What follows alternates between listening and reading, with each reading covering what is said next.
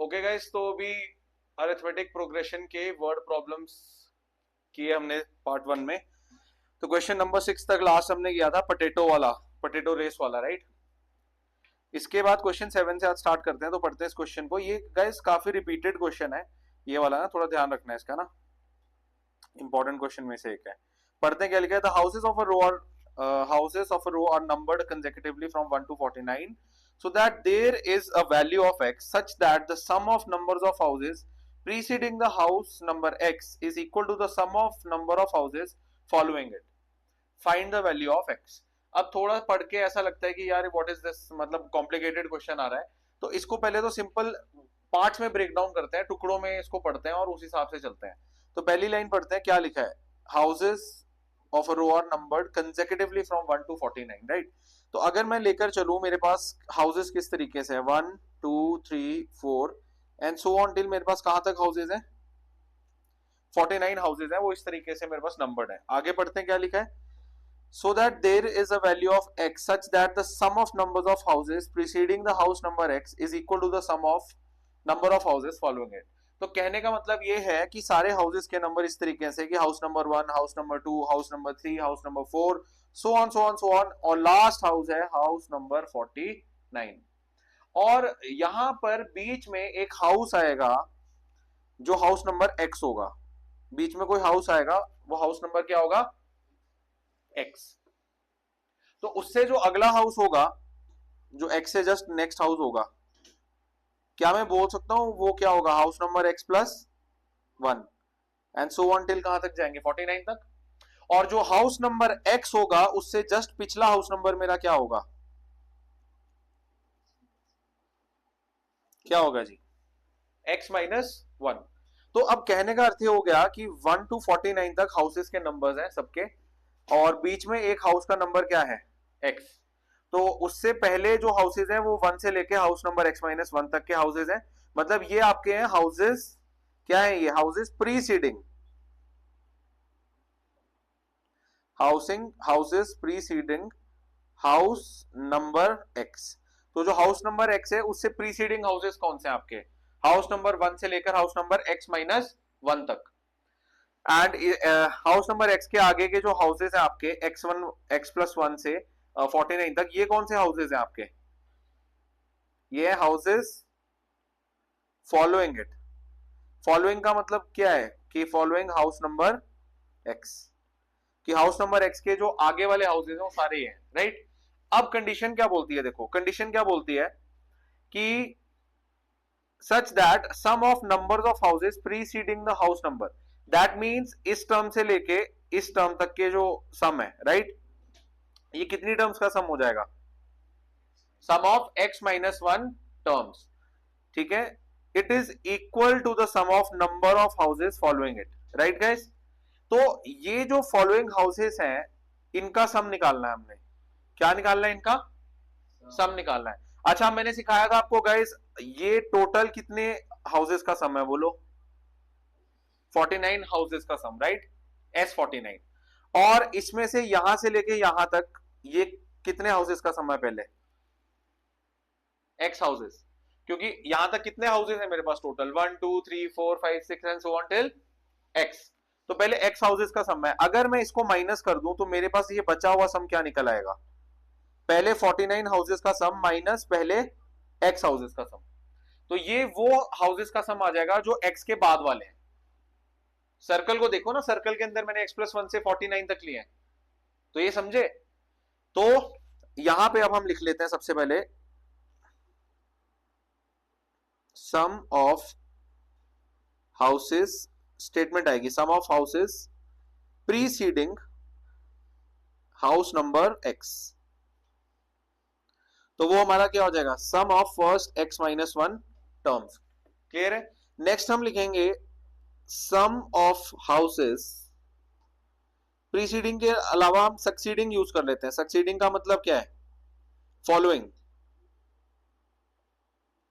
House number x, ये आ जाएगा पहले 49 हाउसेस का सम माइनस पहले x हाउसेस का सम। अगर आप क्वेश्चन में देखो हिंट भी दिया आपको, हिंट क्या बोलता है कि ये इक्वल है, and according to the question क्या बनेगी बात अब हमारी अकॉर्डिंग,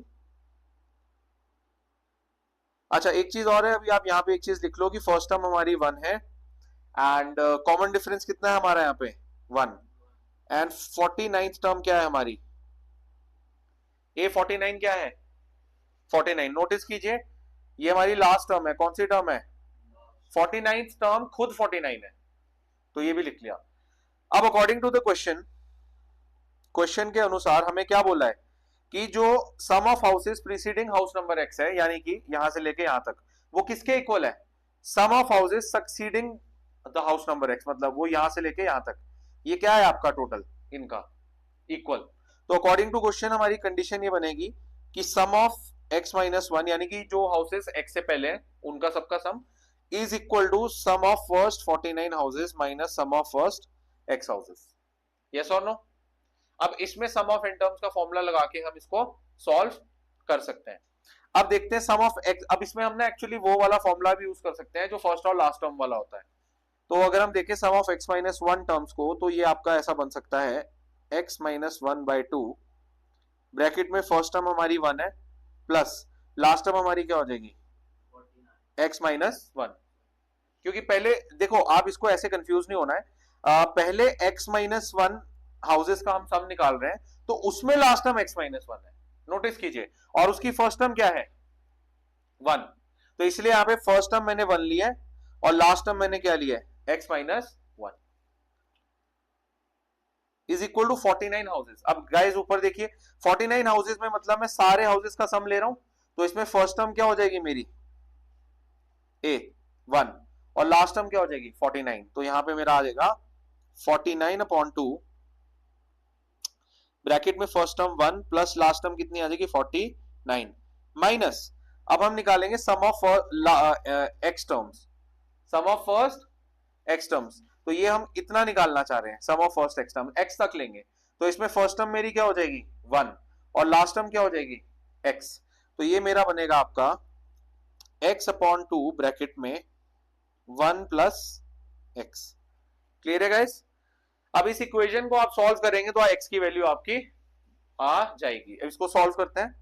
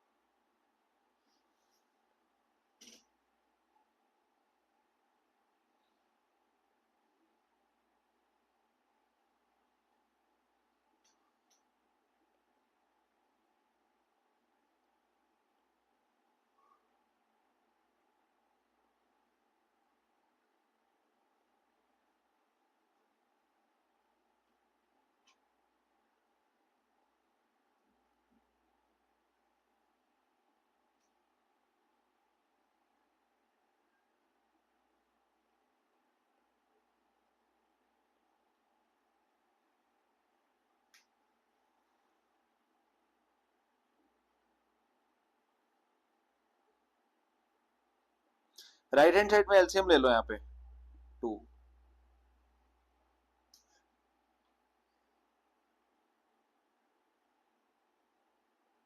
एलसीएम लेने की वजह से दोनों साइड 2 कट हो जाएगा,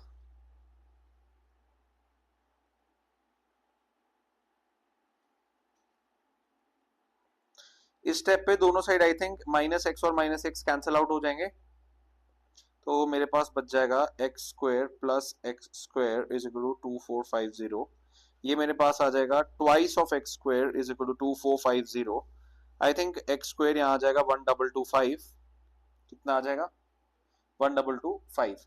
अब 1225 का स्क्वायर रूट करना है, तो ये आएगा आपका 35,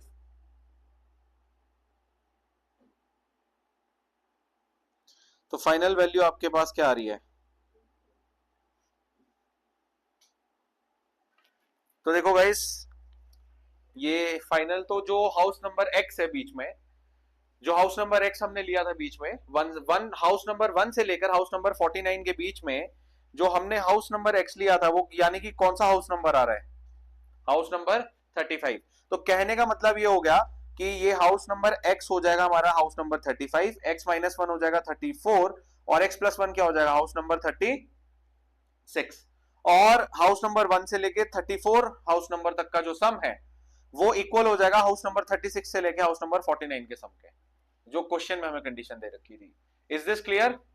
तो ये क्वेश्चन का क्विक रिकैप दे देता हूं कि इस तरीके से 1 से 49 तक हाउसेस नंबर्ड है कि उनमें 1 1 का गैप है, house number 1 2 3 4 and so on till 49।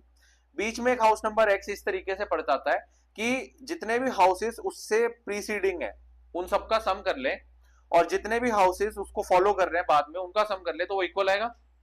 तो यहाँ पे ट्रिक आपको यूज करनी है कि जो हाउसेस एक्स से पहले वाले हैं वो पहले x माइनस 1 हाउसेज हैं, तो उसका सम क्या होगा, sum of first x minus 1 terms.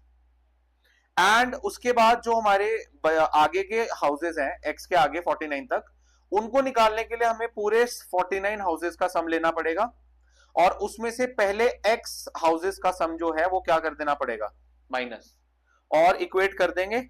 और आपको पता है कि कॉमन डिफरेंस और आपका फर्स्ट टर्म ये है 49, इसका तो खैर कोई यहाँ पे यूज हुआ नहीं फिलहाल। तो अब sum of first x minus 1 terms में मैंने कौन सा फॉर्मूला यूज किया है, मैंने यहाँ पे फॉर्मूला यूज किया है sum of n terms is equal to n upon 2 into a plus nth term, right. जितनी टर्म्स का आप सम निकाल रहे हो उसकी फर्स्ट और लास्ट टर्म आपको पता होनी चाहिए। तो बस इस तरीके से करके हमने कर लिया, और वो हाउस नंबर है 35। Is this question clear to everyone? Next question. Ramgali saved rupees 5 in the first week of a year and then increased her weekly savings by rupees 1.75. If in the nth week her weekly savings become rupees 20.75, find n.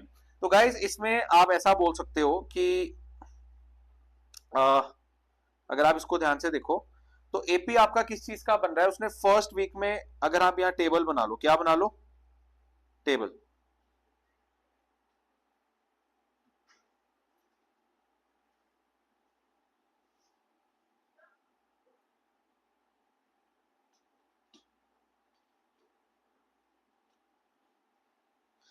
Okay guys, तो week 1 में कितना save किया, कितने रुपए save किए रामकली ने, 5 रुपए। उसके बाद देखें तो हर वीक में वो कितना इंक्रीज कर रही है, 1.75। तो इसमें हम ऐड करेंगे, तो वीक नंबर 2 में कितना सेव किया, 6.75। वीक नंबर 3 में कितना सेव किया, 8.5, एंड सो ऑन टिल कितनी वीक्स तक सेव किया उसने, n वीक्स तक, राइट। एंड nth, अब यहां पे देखो दो चीजें आती हैं, वीकली सेविंग्स बोला है, क्या बोला है, वीकली सेविंग्स। तो इसको कई बच्चे क्या मान लेंगे, क्या समझ लेंगे कई बच्चे इसको, टोटल सेविंग्स, यानी कि क्या मान लेंगे, सम ऑफ एन टर्म्स, जो कि टोटली क्या है, रॉन्ग। लैंग्वेज को गलत नहीं समझना है, ये सम ऑफ एन टर्म्स नहीं है, ये वीकली सेविंग्स है, मतलब सिर्फ nth, जो nth वीक होगी उसकी सेविंग्स है।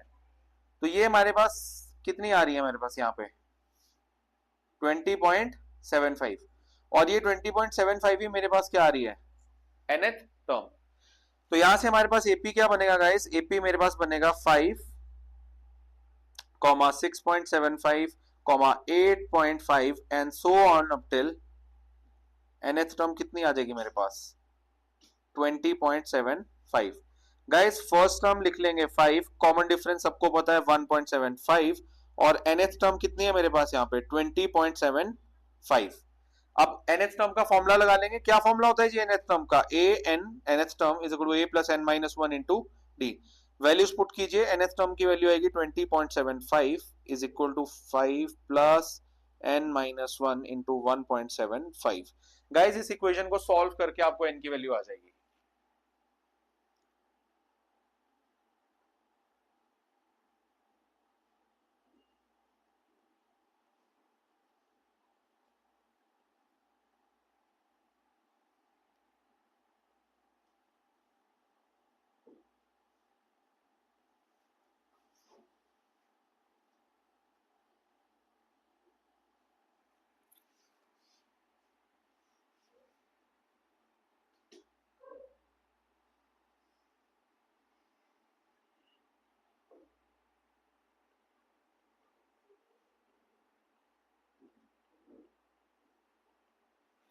ये आ गया 17.5 अपॉन 1.75, आई थिंक ये डायरेक्ट करके 10 आ जाएगा।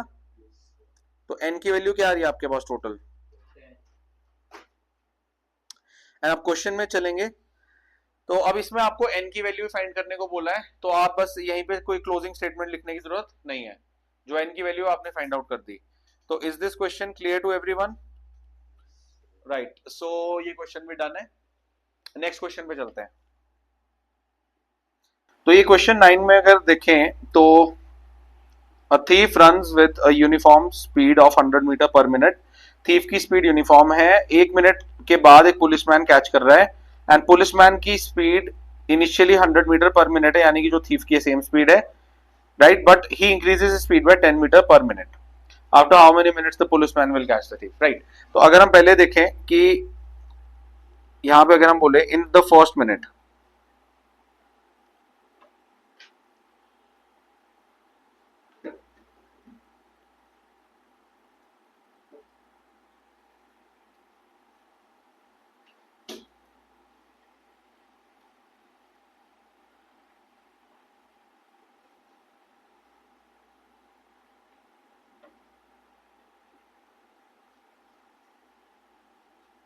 टैबुलर फॉर्म में इसको कर सकते हैं।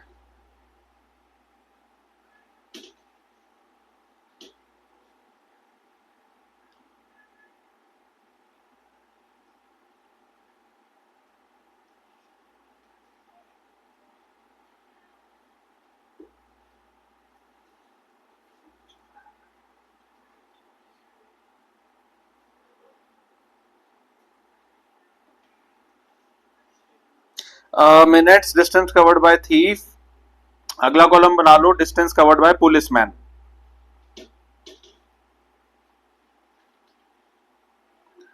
And so on. इसमें बना लो distance covered, difference in distances, कि दोनों के डिस्टेंसेस में कितना फर्क रह गया, राइट। तो अगर हम बात करें पहले 1 मिनट की, तो अभी थीफ ने कितना डिस्टेंस कवर कर लिया 1 मिनट में? कांस्टेंट स्पीड से जा रहा है 100 मीटर्स पर मिनट की, तो कितना डिस्टेंस कवर कर लेगा थीफ फर्स्ट मिनट में? 100 मीटर।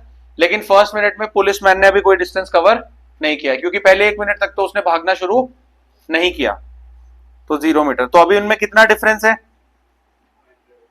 अब 2 मिनट के बाद अब आपके थीफ ने 100 मीटर और कवर कर लिए, तो टोटल कितना डिस्टेंस कवर कर चुका है? लेकिन अब पुलिसमैन ने कितना डिस्टेंस कवर किया है? 100 मीटर। तो डिफरेंस कितना है? 100 मीटर। 3 मिनट बाद थीफ ने कितना डिस्टेंस कवर कर लिया है? 300 मीटर। लेकिन अब हमारे पुलिसमैन ने कितना डिस्टेंस कवर कर लिया है? 100 प्लस 110, कितना? 210 मीटर। क्योंकि 1 मिनट बाद पुलिसमैन ने अपनी स्पीड 10 मीटर पर मिनट बढ़ा दी, राइट। तो अभी वो 100 मीटर तो पहले सेकंड मिनट में कवर कर चुका है, लेकिन आपका थर्ड मिनट में उसने 110 मीटर कवर किए हैं, तो वो 110 ऐड होंगे। तो टोटल कितना डिस्टेंस कवर हो चुका है 3 मिनट में पुलिसमैन का? 210। अब 300 और 210 में कितने का डिफरेंस है दोनों के डिस्टेंस में? 90 मीटर्स। ओके, 4 मिनट बीत गए, अब थीफ में 100 ऐड हो जाएगा, कितना डिस्टेंस कवर हो गया? 400 मीटर। लेकिन अब 210 में कितना ऐड हो जाएगा? 120। तो पुलिसमैन ने कितना डिस्टेंस कवर कर दिया? आप 330 मीटर। अब इनमें कितना डिफरेंस रह जाएगा बताइए? 70 मीटर। 5 मिनट बाद थीफ ने कितना डिस्टेंस कवर कर लिया आपका? 500 मीटर्स। एंड पुलिसमैन ने कितना कवर कर लिया होगा? 330 प्लस 130, कितना हो जाएगा? एंड अब इनमें डिफरेंस कितना बचा है? 500 माइनस 460, 40 मीटर। 6 मिनट के बाद थीफ ने कितना डिस्टेंस कवर कर लिया? 600 मीटर। लेकिन पुलिसमैन का डिस्टेंस हो जाएगा 460 में क्या ऐड हो जाएगा? 140। तो अब कितना आएगा? और अब इनमें डिफरेंस कितना रह जाएगा? कितना डिफरेंस रह जाएगा? 0 मीटर। अब जब दोनों में डिफरेंस ही 0 मीटर रहा है, सो टेक्निकली दोनों पुलिस उन्होंने क्या कर लिया है? पुलिस वाले ने थीफ को क्या कर लिया है? और टोटल कितने मिनट्स के बाद हमारा ये रिजल्ट आया? तो ये एक्चुअली हमको मैनुअल मेथड से ही हमने इसको कर लिया, राइट। सो टेक्निकली इसने कितने मिनट्स बाद कैच कर लिया है? 6 मिनट के बाद। तो अब हम एंड में इसमें आंसर में लिख सकते हैं कि as the distance between thief and policeman is 0 meter after 6 minutes, so the policeman catches him after 6 minutes. लो जी. बट अगर हम इसमें देखें कि एपी आपका कहां बिल्ड हो रहा है, तो आपका एपी टेक्निकली यहाँ पे सिर्फ इसकी जो डिस्टेंस कवर्ड है इसका पुलिसमैन का, उसमें आपका एपी बिल्ड हो रहा है, राइट? क्लियर है? क्योंकि उसमें हर मिनट में वो कितनी स्पीड उसकी बढ़ रही है, 10 मीटर पर मिनट उसकी स्पीड बढ़ रही है. तो ये थोड़ा टेबुलर मेथड से फटाफट से हमारा होगा कि हमने क्या कॉलम्स बनाए, minutes, distance covered by thief, distance covered by policeman, and दोनों ने जो डिस्टेंस कवर किया उसमें कितना डिफरेंस है. Quick recap. तो पहले 1 मिनट में थीफ ने 100 मीटर कवर किए, पर पुलिसमैन ने अभी भागना शुरू नहीं किया तो उसने 0 मीटर कवर किए हैं. तो दोनों में डिफरेंस अभी 100 मीटर्स का है.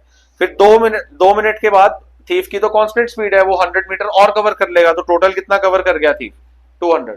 पुलिसमैन इनिशियली कितनी स्पीड से भागा था? 100 मीटर्स पर मिनट. तो इस 1 मिनट में वो 100 मीटर कवर कर चुका है, और दोनों में अभी भी कितना डिफरेंस है? 100 मीटर्स का. तीसरे मिनट में थीफ की कांस्टेंट स्पीड है, तो वो 100 मीटर और कवर कर लेगा, यानी कि 300 मीटर टोटल डिस्टेंस वो कवर कर चुका है. लेकिन पुलिसमैन 100 मीटर तो 2 मिनट में कवर कर चुका था, लेकिन अब उसने स्पीड 10 मीटर पर मिनट से बढ़ा दी, तो अब 1 मिनट में वो कितना कवर कर चुका है? 110 मीटर. तो टोटल कितना कवर कर लिया? 210. अब डिफरेंस कितना बचा उनमें? 90 का. एंड 4 मिनट में थीफ ने 400 मीटर कर लिया, यानी कि 100 जुड़ गए. लेकिन जो पुलिसमैन है उसने स्पीड अपनी फिर 110 से 120 कर दी, तो अब 210 में 120 ऐड होगा, तो टोटल 330 मीटर वो कवर कर चुका है पुलिसमैन. तो डिफरेंस है 70. सो ऑन करते करते डिफरेंस 0 कब आया? कितने मिनट बाद? 6 मिनट बाद. यानी कि उन दोनों ने जो डिस्टेंस कवर कर लिया उसके कोई भी डिफरेंस नहीं है, और दोनों एक ही पोजीशन पे पहुंच चुके हैं, और उसने कैच कर लिया है, पुलिस वाले ने चोर पकड़ लिया. तो that's it for this question. This is a very unique kind of a question. Correct guys? क्या स्कूल में ये क्वेश्चन किया था? ओके, तो प्लीज नोट इट डाउन. ये एक यूनिक क्वेश्चन है. So I think that's all for today's lecture. इसके साथ आपके अरिथमेटिक प्रोग्रेशन के काफी इंपॉर्टेंट और सारे टाइप के वर्ड प्रॉब्लम्स खत्म. नेक्स्ट हम केस स्टडीज करेंगे अरिथमेटिक प्रोग्रेशन की.